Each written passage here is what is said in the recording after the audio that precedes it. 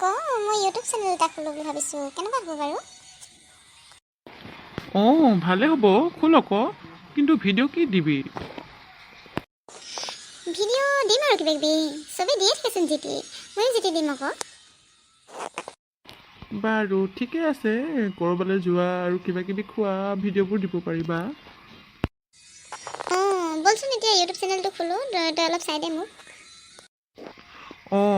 দে চাই দিওঁ